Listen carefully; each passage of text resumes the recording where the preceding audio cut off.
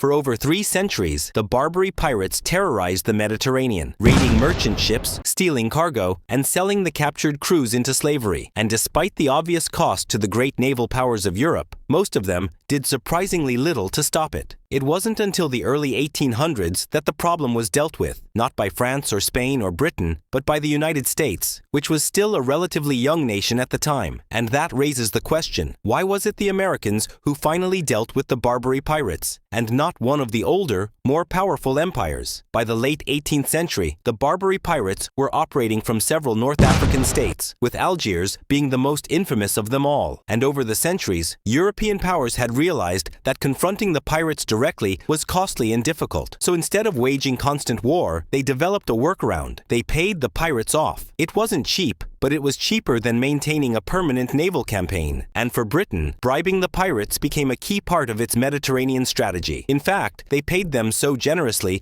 that it forced other nations to increase their payments just to keep up. While powerful countries like France and Spain could absorb these costs, smaller states like Genoa or Sicily had no choice but to rely on British protection for their trade. But when the United States declared independence in 1776, it also lost the protection of British tribute payments. And without that safety net, American shipping became an easy target. Over the next 25 years, U.S. vessels were attacked repeatedly, and the cost of paying ransoms and bribes was overwhelming for the new republic. So eventually, something had to give. So the Americans decided to fight back. In 1701, the United States, working alongside Sweden, officially went to war against the Barbary states. They weren't the first to try. Spain had already spent a lot of money and effort in the 1780s trying to deal with the pirates, but their campaign ultimately failed. The American approach relied on blockades and port bombardments, and it wasn't all that effective at first, until the U.S. partnered with a deposed leader from Tripoli, helping him launch a march on the city. This outside pressure forced the ruler of Tripoli to make peace,